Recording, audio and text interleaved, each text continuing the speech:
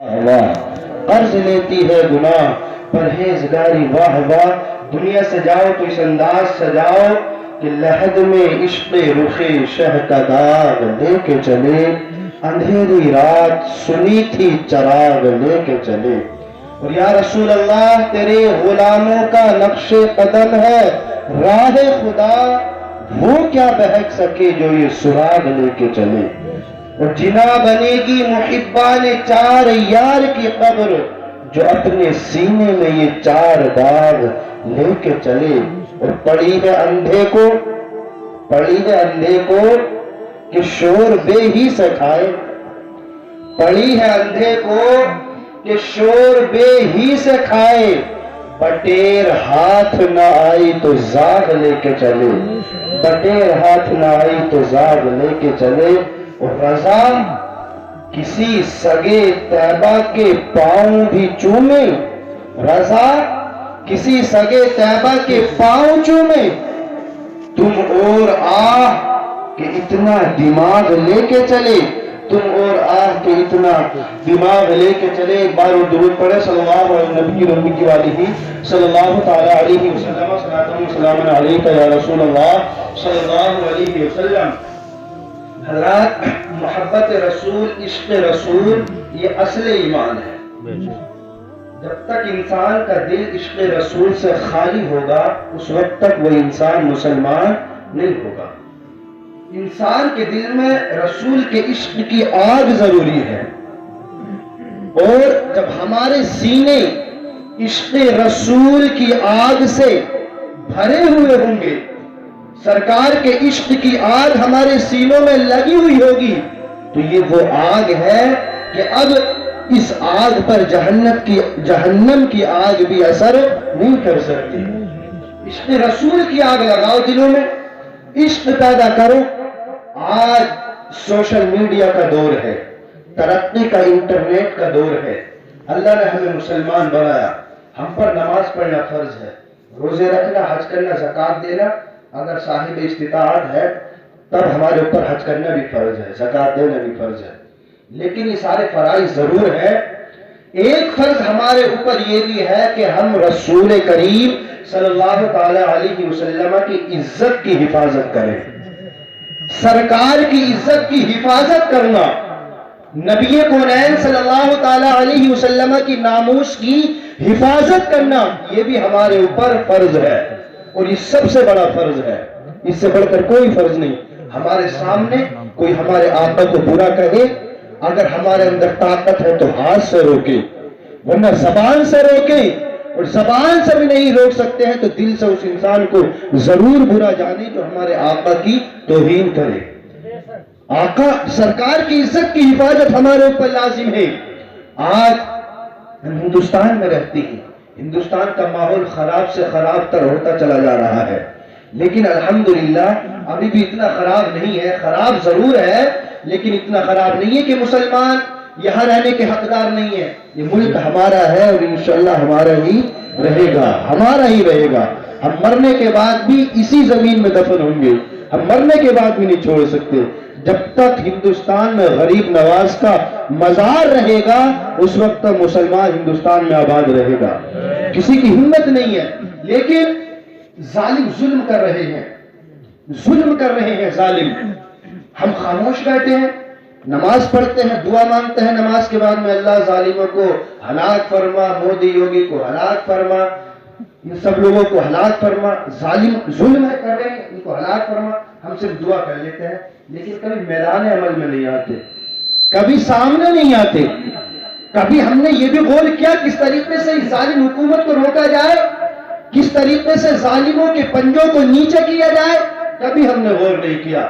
मुसलमानों की तादाद हिंदुस्तान में 30 करोड़ से लेकर 40 करोड़ तक के दरमियान है, लेकिन आज हम अपनी जिंदगी इस हिंदुस्तान में किस तरीके से गुजार रहे हैं। हजरात मोहतरम, बड़ी खामोशी के साथ में जालिम जुल्म कर रहा है।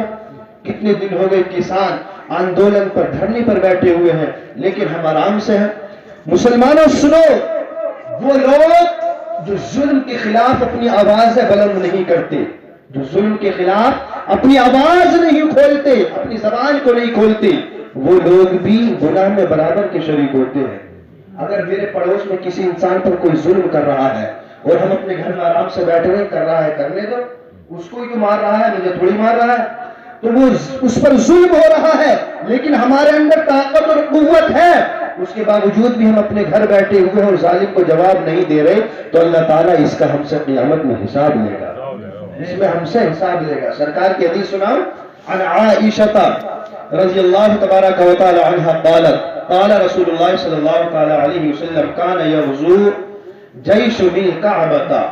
عن قریب حضرت عائشہ صدیقہ رضی اللہ تعالی عنہ جو میرے آقا کی بیوی ہیں، بہت لگتے جگر اور ہم سب مسلمانوں کی ماں ہے، یہ کہتی ہے کہ سرکار نے ارشاد فرمایا کہ ان قریب ایک زمانے کے بعد میں ایک لشکر خانہ کعبہ پر حملہ کرے گا.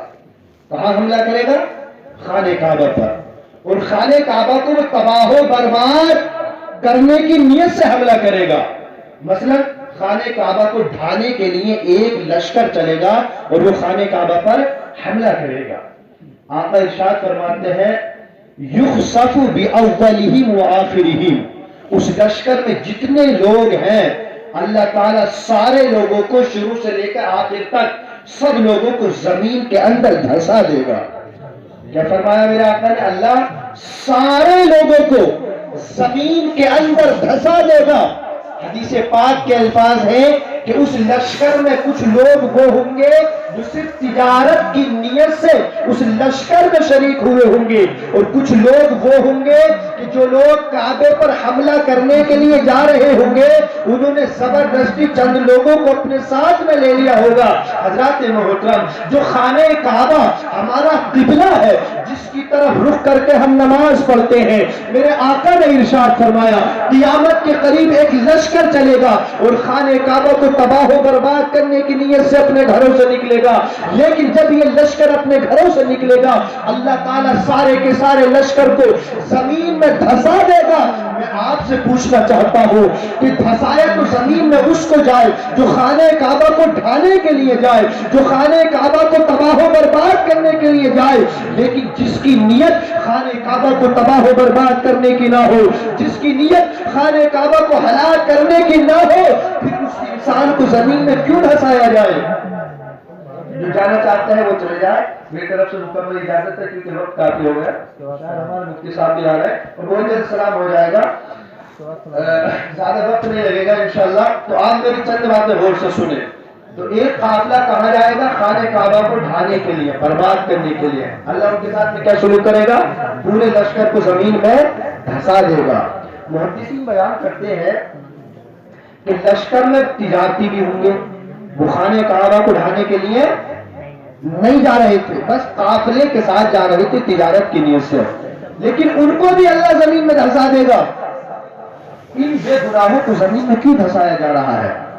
جو ظالم خانہ کعبہ پر حملہ کرنے کی نیت سے جا رہے ہیں ان کو زمین میں دھسایا جائے یہ تو سمجھ میں آتا ہے، لیکن جن کا مقصد صرف تجارت تھا، جن کا مقصد حضرات محترم صرف اپنا کاروبار کرنا تھا، اللہ ان کو زمین میں کیوں دھسا رہا ہے؟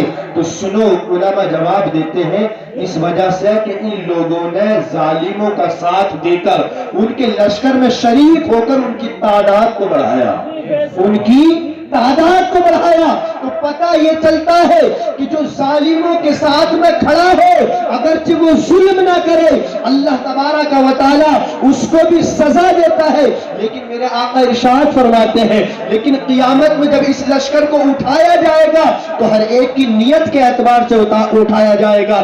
جس کی نیت خانہ کعبہ کو ہلاک کرنے کی ہوگی اللہ تعالیٰ اس کو جہنم میں ڈال دے گا، اور جس کی نیت صرف اور صرف تجارت کی تھی اللہ تبارک و تعالیٰ اس کی نیت کے اعتبار سے اگر وہ صاحب ایمان تھا تو اس کو جنت دے گا. حضرات محترم، اب ہم غور کریں کہ ہمارے حالات کیا ہے. ہم ظالموں کے ساتھ میں کھڑے ہیں یا غیر ظالموں کے ساتھ میں؟ مصطفیٰ جان رحمت کی سیرت اگر میں آپ کو بتاؤں تو وقت زیادہ ہو چکا ہے، بات بیچ میں رہ جائے گی اور آدھی بات سمجھ میں بھی نہیں آئے گی، لیکن چند جملے آپ سن لیں. میرے آقا کی زندگی 63 برس کی ہوئی. کتنی ہوئی؟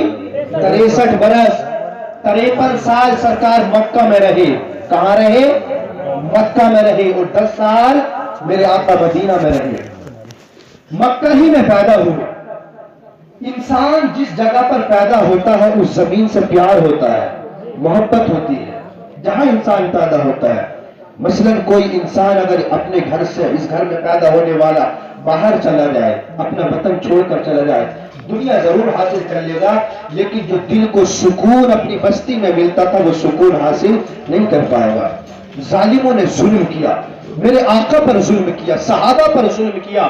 حضرت محترم میرے آقا صلی اللہ تعالی علیہ وسلم نے مکہ شریف کو چھوڑ دیا. جو انسان اپنے گھر کو چھوڑے, اپنے وطن کو چھوڑے, اپنے عزیز و اقارب کو چھوڑے, اس انسان کے دل کا حال کیا ہوگا. اور یہ چھوڑنے والا کوئی عام انسان نہیں, بلکہ سارے رسولوں کا امام, سارے نبیوں کا امام. میرے آقا صلی اللہ تعالی علیہ وسلم نے مکہ کو چھوڑا. اور سرکار کے مکہ چھوڑنے سے پہلے حضرات محترم سرکار صلی اللہ تعالی علیہ وسلم کے مشورے سے چند لوگوں نے مکہ کو چھوڑا. وہ ہجرت کر کے حبشہ کی طرف گئے. کہاں گئے؟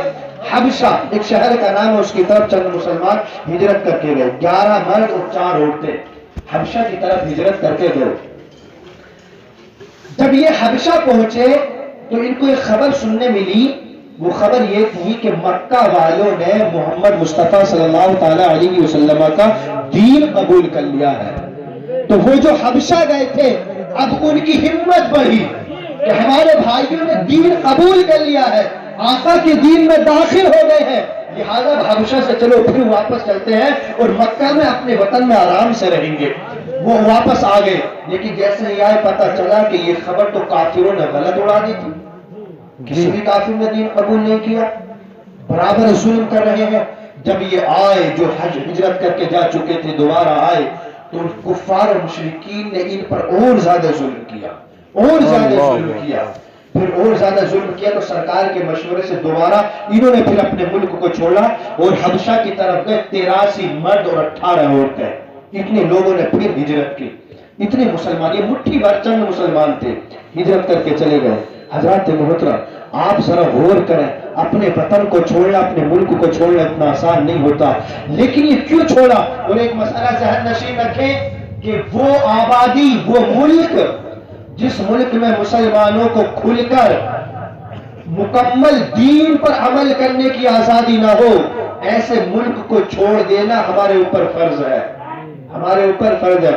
لیکن یہ غور مت کرنا, یہ ذہن مت بنا لینا کہ ہندوستان میں تو ظلم ہو رہا, ہم ہندوستان چھوڑ دیں. نہیں, ابھی تو ہمیں اپنے دین پر عمل کرنے کی آزادی ہے, نماز پڑھنے پر ہماری آزادی, ابھی ہم اپنے کام کر سکتے ہیں اور ہم اپنا حق لے سکتے ہیں. حضرات محترم اس لیے کہ یہ ملک ہمارا ہے جہاں انسان, اس لیے کہ یہ وہ ملک ہے, وہ سرزمین ہے کہ جنت سے حضرت آدم آئے تو ہندوستان میں آئے.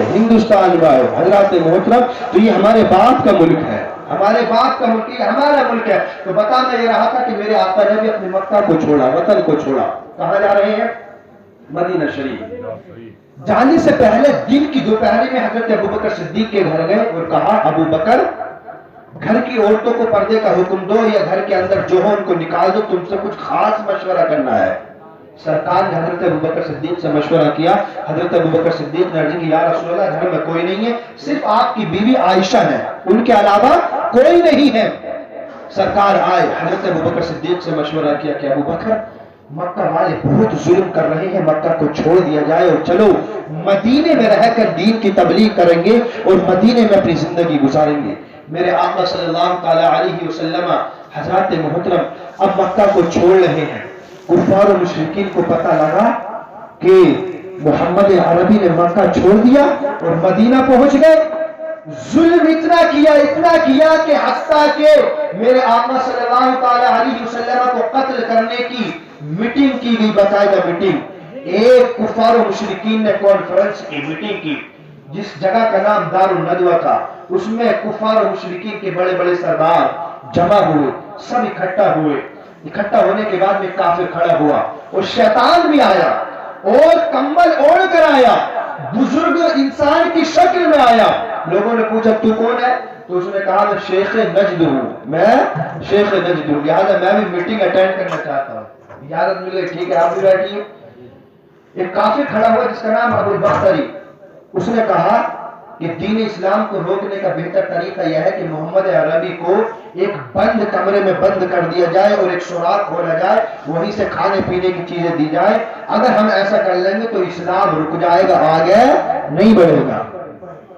نجدی ایک شیطان کھڑا ہوا جو شیخ نجدی کی شکل میں آیا تھا، اس نے کہا ارے نہیں، یہ آپ کا مشورہ اچھا نہیں ہے۔ اتنے میں ایک دوسرا کھڑا ہوا ابو الاسود، اس نے کہا اچھا یہ کرو، ایسا کرو کہ ان کو مکہ سے نکال دو۔ ان کو کن کو؟ ہمارے آقا کو مکہ سے نکال دو۔ جب یہ مکہ سے چلے جائیں گے تو اس کے بعد میں ان کا اسلام نہیں پھیلے گا، ان کا دین رک جائے گا، اس لیے کہ یہ تو مکہ میں پیدا ہوئے ہیں، ان کی زبان مکے والے سمجھتے ہیں، باہر والے ان کی گفتگو نہیں سمجھ سکتے۔ شیخ نجدی کھڑا ہوا اور اس نے کہا نہیں نہیں، یہ تمہارا مشورہ اچھا مشورہ نہیں ہے۔ اگر محمد ابن عبداللہ نے مکہ کو چھوڑ دیا اور دوسرا شہر آباد کر لیا، دوسرے شہر میں چلے گئے، تو کیا تم نے سنا نہیں جب یہ اپنا قرآن پڑھتا ہے، جب یہ اللہ کا کلام پڑھتا ہے، جب ہم اس کا قرآن سنتے ہیں، ہماری عورتیں اس کا کلام سنتی ہے تو اس کے کلام میں اتنی مٹھاس ہے، اس کے قرآن میں اتنی چاشنی ہے کہ ان کا قرآن سن سن کر ہماری عورتیں ان کے دین میں داخل ہو جاتی ہیں، ہمارے بچے ان کے دین میں داخل ہو جاتے ہیں، ہمارے جوان ان کے دین میں داخل ہو جاتے ہیں۔ اگر آج ہم نے ان کو اپنے شہر سے باہر کر دیا، شہر بدر کر دیا، تو دوسرے شہر میں یہ قرآن سنائیں گے، ان کا قرآن سن کے لوگ ان کے دین میں داخل ہو جائیں گے، لہذا اسلام تو رکنے کے بجائے بڑھ جائے گا۔ ان کو شہر بدر مت کرو۔ اتنے میں ابو جہل کھڑا ہوا اور ابو جہل نے کہا سنو، میں ایک مشورہ دیتا ہوں، ایک کام کرو، اور وہ کام یہ ہے کہ سارے مکے میں جتنے قبیلے ہیں، جتنے محلے ہیں، ہر قبیلے سے ایک ایک نوجوان لاؤ اور اس سے کہو کہ وہ اپنا اسلحہ ہتھیار لے کر آئے، اور ہر قبیلے کا ایک ایک نوجوان یک بارگی ایک بار میں محمد عربی صلی اللہ تعالی علیہ وسلم پر حملہ کر دے اور ان کو قتل کر دے۔ اللہ اکبر کبیرہ۔ قتل کرنے کی سازش کی جا رہی ہے۔ کس کی قتل؟ کس کے قتل کی سازش؟ اس کے قتل کی سازش کہ جس کے صدقے میں اللہ نے اس کائنات کو بنایا، جو جانے کائنات ہے، جو جانے کائنات ہے، اس کے قتل کی سازش۔ آپ غور کریں، میرے آقا کو قتل کرنے کی سازش کہاں ہو رہی ہے؟ دار الندوہ میں۔ حضرات محترم شیخ نجدی اچھل پڑا، کود پڑا خوشی کے مارے اور کہا ابو جہل تم نے بڑا اچھا مشورہ دیا ہے، ایسا ہی کرو، اس لیے کہ جب ہر قبیلے کا نوجوان یک بار ایک ساتھ حملہ کرے گا اور سب لوگ اس قتل میں شریک ہوں گے تو بنو ہاشم جو قبیلہ ہے میرے آقا کا، اس کے لوگ اتنے طاقتور نہیں ہے کہ جو سارے قبیلے والوں سے بدلہ لے سکے۔ ہاں خون بہا یعنی فدیہ لیں گے تو سب مل کر تھوڑے تھوڑے پیسے دے دیں گے تو اس میں کوئی فرق نہیں پڑے گا، اور اسلام یہی رک جائے گا، دین یہی رک جائے گا، ورنہ تو ہمارے بتوں کو توڑا جائے گا، ہمارے خداؤں کو گرایا جائے گا۔ اگر دین کو روکنا ہے تو محمد عربی کا قتل بڑا ضروری ہے۔ اللہ تعالیٰ نے جبریل کو بھیجا، جبریل جاؤ میرے محبوب کی بارگاہ میں جاؤ۔ جبریل آئے، کہا اے محمد صلی اللہ علیہ وسلم، اللہ نے آپ کو ہجرت کا حکم دیا، چلو مکہ چھوڑو مدینہ چلو۔ حضرت ابو بکر صدیق کو میرے آقا نے ساتھ میں لیا، اب مکہ چھوڑ کر کہاں جا رہے ہیں؟ مدینہ شریف جا رہے ہیں۔ رات کا سناٹا، رات کی تاریکی میں میرے آقا نے اپنے وطن کو چھوڑا۔ وہ انسان جو دن کے اجالے میں اپنے وطن سے جاتا ہے وہ بھی مڑ مڑ کر اپنے گھر کی طرف دیکھتا ہے، لیکن شہر کون چھوڑ رہا ہے؟ رحمت للعالمین اپنے وطن کو چھوڑ رہے ہیں۔ مکہ کو چھوڑ کر جب مدینہ جا رہے تھے، ابو بکر صدیق ہے تمام طریقے سے حضرات محترم آسانیاں فراہم فرماتے ہیں، لیکن حضرات محترم آپ سفر طے کرتے گئے اور ایک جگہ پر پہنچے جس جگہ کو غار سور کہا جاتا ہے۔ حضرت ابو بکر صدیق نے کہا یا رسول اللہ آپ یہیں پر ٹھہریے، میں اس غار کے اندر اس کھو کے اندر داخل ہوتا ہوں اور اس کو صاف کرتا ہوں۔ بہت لمبا سفر کیا ہے، پیدل سفر کیا ہے، پاؤں میں ورم آ گیا، پیروں میں چھالے پڑ گئے۔ ابو بکر صدیق نے دوران سفر نبی کونین کو اپنے کان کندھوں پر بھی بٹھایا۔ صدیق اکبر نے کہا یا رسول اللہ علیہ السلام آپ ٹھہریے، میں غار کی صفائی کر دوں۔ ابو بکر صدیق نے نبی کی محبت میں جسم سے چادر اتاری، حضرات محترم چادر کو پھاڑا، پھاڑ کر غار کی صفائی کی، جتنے سوراخ تھے سب بند کر دیے، کپڑا ختم ہو گیا، سطر چھپایا۔ حضرات محترم 2 سوراخ رہ گئے۔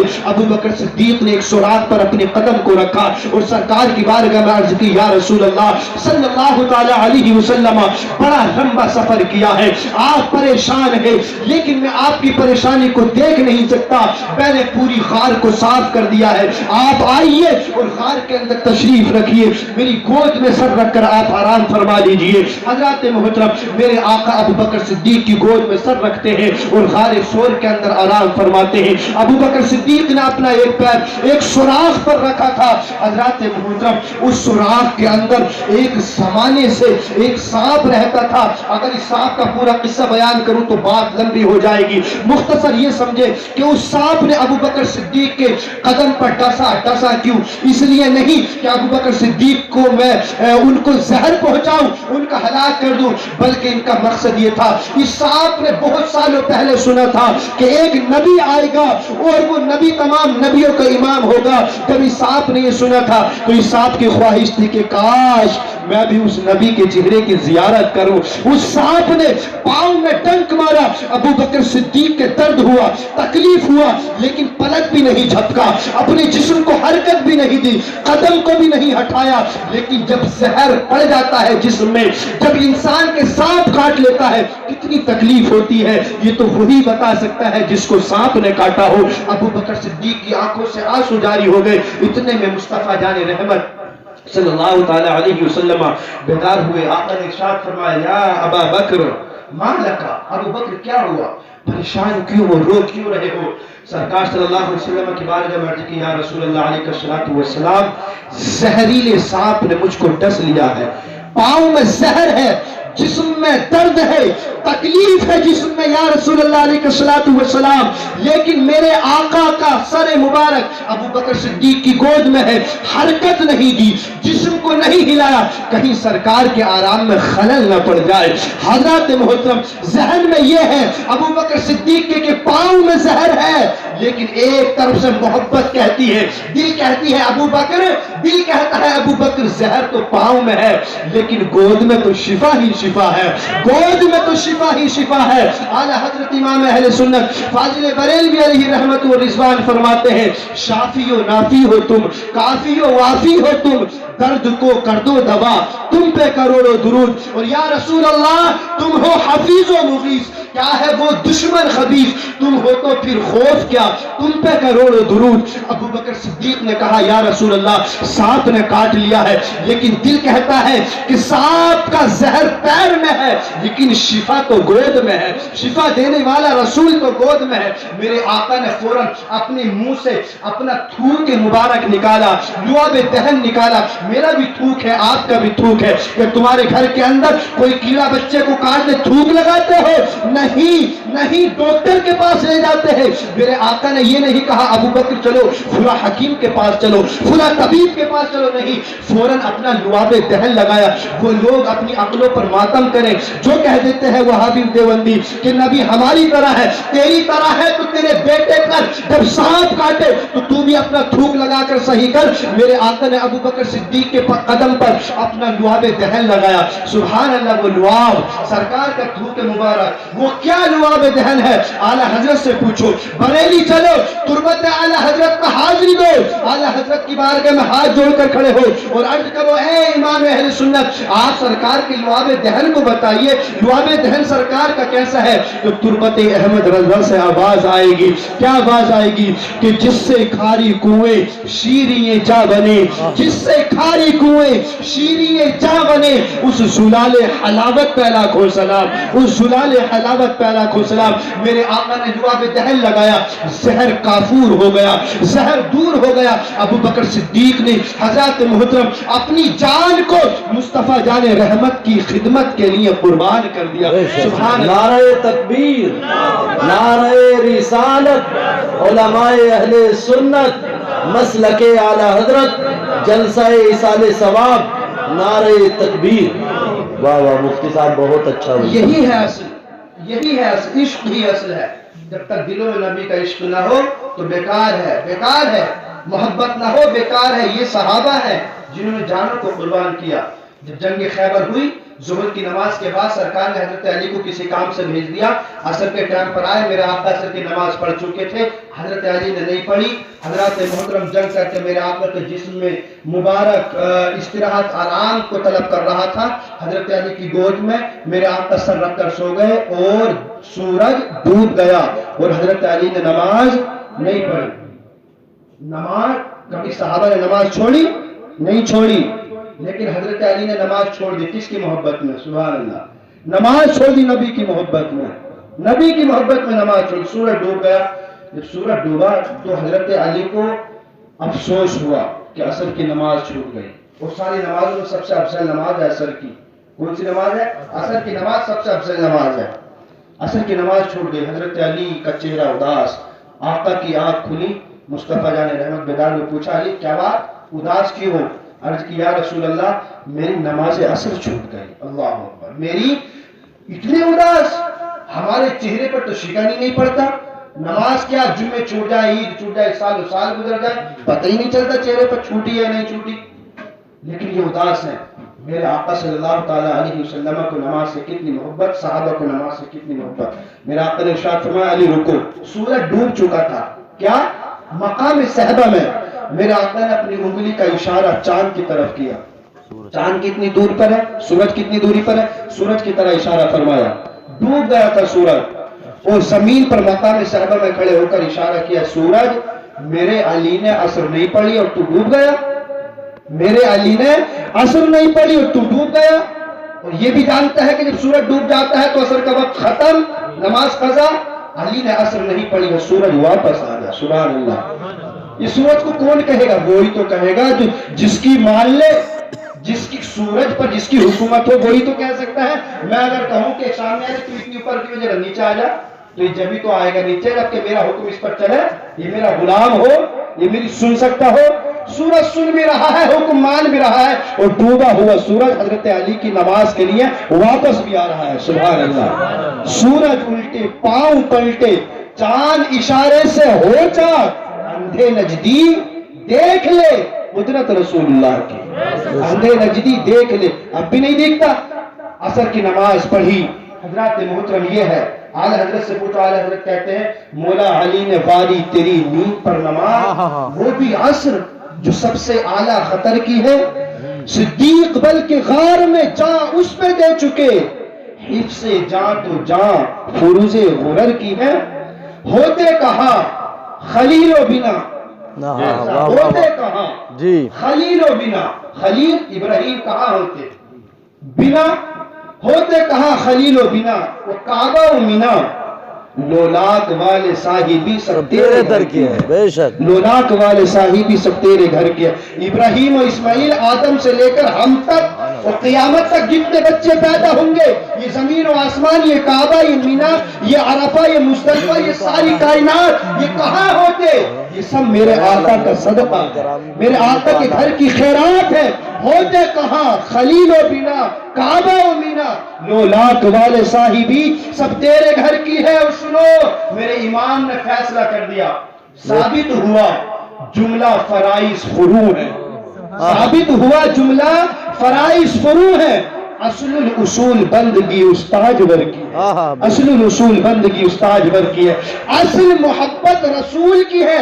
जब तक रसूल की मोहब्बत नहीं, नमाज नमाज नहीं, रोजा रोजा नहीं, हज हज नहीं। इश्क़ रसूल में डूब कर नमाज पढ़ोगे तो वो नमाज नमाज है। इश्क़ रसूल में डूब कर रोजा रखोगे तो वो रोजा वो है कि जहन्नम की आग उस इंसान के जिस्म पर असर नहीं कर सकती। इश्क़ रसूल में डूब कर एक खजूर के बराबर भी सदका करोगे तो वो है कि क़यामत के दिन अल्लाह ताला एक खजूर के बराबर सदका और खैरात करने को पहाड़ों की तरह जैसा सदका तुम्हारे अज्र में हजरत मोहतरम क़यामत के अंदर तुम्हारे आमाल की वजह से वो तुमको दिया जाएगा।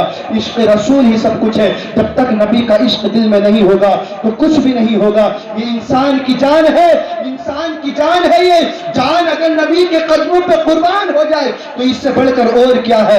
ہمیں نبی کے دین کی حفاظت کرنا چاہیے. مفتی صاحب نے بیان کیا تھا کہ وہابی دیوبندی ہماری صفوں میں آ رہے ہیں, ہم میں گھل مل رہے ہیں اور ہمارے ایمان کو برباد کر رہے ہیں, ہماری حضرات محترم عشق کو سینوں سے نکال رہے ہیں اور ہمارے ایمان کو لوٹ رہے ہیں. لیکن ہم ہے کہ ہم کو پتہ ہی نہیں, ہم ہے کہ ہم کو خبر ہی نہیں. عشق رسول سینوں میں بساؤ. اگر یہ عشق کی آگ ہم نے اپنے دلوں میں لگا لی تو انشاءاللہ تبارک و تعالی دنیا اور آخرت ہماری کامیاب ہے. حضرت ابو بکر صدیق رضی اللہ تبارک و تعالی عنہ کے گھر سے کباب, جلے ہوئے کباب کی خوشبو آ رہی تھی.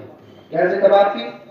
جلے ہوئے کباب کی. ایک صحابی حاضر ہوئے, پوچھا کیا معاملہ ہے؟ گھر میں جا کے دیکھا تو کچھ بھی نہیں, کوئی کباب نہیں بن رہے, کچھ نہیں بن رہے. تو حضرت ابو بکر صدیق سے جب اصرار کیا گیا تو آپ نے کہا کہ یہ جو میرے گھر سے خوشبو آ رہی ہے نا میرے جسم سے, یہ خوشبو کباب کی نہیں ہے, بلکہ میں نے اپنے دل کو نبی کے عشق میں جلا دیا. میں نے اپنے دل کو, مطلب دل کو جلانے کا مطلب یہ نہیں کہ سینہ پھاڑ کے دل نکال کر آگ لگا دی, نہیں. نبی کا عشق, نبی کی محبت سینے میں دل میں کوٹ کوٹ کے بھر لی ہے میں نے. یہ جو خوشبو آتی ہے نا خوشبو, یہ اسی عشق رسول کی خوشبو ہے. اعلیٰ حضرت کہتے ہیں جلی جلی بو سے اس کی پیدا ہے سوزش عشق چشم والا, کباب آہو میں بھی نہ پایا, کباب آہو میں بھی نہ پایا, مزہ جو دل کے کباب میں ہے. کباب آہو میں بھی نہ پایا. آہو جانتے ہو, آہو کہتے ہیں ہرن کو. کباب بہت اچھا ہوتا ہے, کھانے میں لذیذ ہوتا ہے کباب. گوشت کا کباب بہت اچھا ہوتا ہے, لیکن ان سارے کبابوں میں ہرن کے کباب کا تو کوئی جواب ہی نہیں. اعلیٰ حضرت کہتے ہیں کہ کباب آہو میں بھی نہ پایا. کباب کھانے والوں, گوشت کھانے والوں سنو, تمہیں ہرن کا کباب میں بھی وہ مزہ نہیں آئے گا جو مزہ نبی کے عشق میں دل کو کباب بنانے میں آئے گا. تو عشق رسول بتاؤ, عشق تیرے صدقے جلنے سے چھوٹے سستے, جو آگ بجھا دے گی وہ آگ لگائی ہے. عشق رسول دلوں میں بساؤ, اور اس کا بہتر طریقہ یہ ہے کہ نبی سے محبت کرو. نبی سے محبت کیسے کی جائے گی؟ کہ کوئی نبی کی شان میں گستاخی کرے اس کا جواب دو, کبھی اس سے کلام مت کرو, کبھی بھی کلام مت کرو. خانہ کعبہ کو تباہ کرنے کی حدیث میں نے سنائی تھی. ایک صحابی رسول نے اتفاق سے خانہ کعبہ کی طرف تھوک دیا, لیکن توبہ کر لی. اس کے بعد میرا آقا نے ارشاد فرمایا صحابہ سے, صحابہ سنو, لا یصلی لک, اس کے پیچھے کبھی نماز مت پڑھنا. اللہ اکبر, اس کے پیچھے کبھی نماز نہ پڑھنا. کیوں؟ اس لیے کہ انہوں نے خانہ کعبہ کی طرف منہ کر کے تھوکا ہے. تو خانہ کعبہ کی طرف کبھی منہ کر کے تھوکنا بھی مت. کوئی یہ کیوں نہیں تھوکنا؟ یہ خانہ کعبہ کی توہین ہے. کیا ہے یہ؟ ہم خانہ قبلے کی طرف پیر نہیں کرتے, پیر کر کے سوتے نہیں. کیوں؟ اس لیے خانہ کعبہ کا ادب یہ ہے کہ اس کی طرف قدم نہیں کیے جائے, اس کی طرف قدم نہیں کیے جائے. سرکار نے کیا فرمایا کہ اس صحابی کے پیچھے کی بھی نماز مت پڑھنا, اس نے قبلے کی طرف تھوکا, حالانکہ انہوں نے توبہ کرنی. وہ صحابی تھے, رسول کے غلام تھے, صحابی رسول تھے, انہوں نے جان بوجھ کر نہیں تھوکا, دھوکے سے ہو گیا, لیکن پھر بھی کیا فرمایا, اس کے پیچھے نماز مت پڑھنا. کیوں؟ اس لیے کہ خانہ کعبہ کی گویا کہ توہین ہو گئی. آپ سنو, جو خانہ کعبہ کی توہین کرے میرے آقا اس کے پیچھے نماز پڑھنے کو منع کرے, اور جو کعبے کی توہین کرے, کعبے کے کعبہ سمجھتے ہو, میرے آقا تو کعبے کا بھی کعبہ ہے. سبحان اللہ, میرے آقا کعبے کا کعبہ نہیں ہے. حضرت بلال کس کی طرف رک کر کے اذان پڑھتے تھے؟ کعبہ کی طرف. لیکن ایک دن کعبے کی چھت پہ چڑھا دیا حضرت بلال کو اور کہا بلال اذان پڑھو. اب بلال کہتے ہیں اذان پڑھو, چہرہ کدھر کروں؟ زمین پر پڑھتا تھا تو چہرہ قبلے کی طرف کرتا تھا, اب تو میں کعبے کی چھت پر ہوں, اب چہرہ کدھر کروں؟ چہرہ کدھر کروں گا؟ تو کہا گیا کہ اب چہرہ مصطفیٰ جان رحمت کی جانب کرو, اس لیے کہ وہ کعبے کا کعبہ ہے. اعلیٰ حضرت نے کہا نا, حاجیو آؤ شہنشاہ کا روزہ دیکھو, کعبہ تو دیکھ چکے, کعبے کا کعبہ دیکھو. تو جو کعبے کی طرف تھوک دے اتفاق سے, میرا آقا نے فرمایا لا یصلی لکم, وہ تم کو نماز نہ پڑھائے. کہہ دینا ان سے تمہیں مسلمانوں نماز نہ پڑھائے. جو کعبے کی شان میں گستاخی کرے وہ کون ہے؟ وہابی. وہابیوں نے لکھا. اچھا ایک عقیدہ بتا دوں میں, تم کہو گے کہ یہ بھی وہابیوں کے پیچھے پڑھ گئے. سنو, ایک عقیدہ بتا کے بات ختم. وہ ایک وہابیوں کے ایک مولوی نے اپنی کتاب میں لکھا ہے کہ ہر مخلوق چھوٹی ہو یا بڑی وہ اللہ کی شان کے آگے چمار سے بھی زیادہ ذلیل ہے. کہو معاذ اللہ. ہمیں سمجھا دو بہت مختصر الفاظ میں, 1 منٹ لوں. وہابیوں نے یہ کہا کہ ہر مخلوق کہتے ہیں اللہ کے علاوہ جو کچھ دنیا میں ہے وہ مخلوق ہے. کیا ہے وہ؟ مخلوق ہے. پیدا ہونے والی چیز کو مخلوق کہا جاتا ہے. وہ کہتے ہیں ہر مخلوق اللہ کی شان کے آگے چمار سے زیادہ ذلیل ہے. بتاؤ ہمارے نبی مخلوق ہے کہ نہیں؟ مخلوق ہے. تو انہوں نے کہا کہ نبی چمار سے زیادہ ذلیل ہے. کیا کہا؟ آپ بول زیادہ گہرا جملہ ہے. تم بول نہیں سکتے. یہ تو نقل کفر میں باشا جو بول دو. انہوں نے لکھا ہے یہ. تم کہو گے مولانا اچھا وہ اتنے بڑے گستاخ ہیں. وہابی دیوبندی گستاخ رسول ہیں. کون ہے؟ اس لیے ہم ان سے دور رہتے ہیں اور دور رہنے کا حکم دیتے ہیں. وہ نبی کی شان میں گستاخی کرتے ہیں. وہ کہتے ہیں اللہ جھوٹ بول سکتا ہے. وہ کہتے ہیں نبی کے ماں باپ تو جہنم میں ہیں. کہو معاذ اللہ. انہوں نے کیا کہا؟ ہمارے آقا کو چمار سے زیادہ ذلیل ہے. اگر میں آپ کو کہوں چمار سے زیادہ ذلیل ہو تم تو تم میرے گال پہ تھپڑ مارو گے, لڑنے کو تیار ہو جاؤ گے. میں کہوں تو مجھے مارنے تیار, اور جو کہے اپنی کتابوں میں لکھے, چھاپے اور کتابیں لوگوں میں بانٹے اور وہ اپنی کتابوں میں لکھے کہ نبی چمار سے زیادہ ذلیل, تب ہمارے کان پر جو بھی نہیں رہتی. پھر بھی ہم ان سے دوستی محبت, ان سے رشتہ داریاں ہرگز نہیں. ان لوگوں سے دور رہو.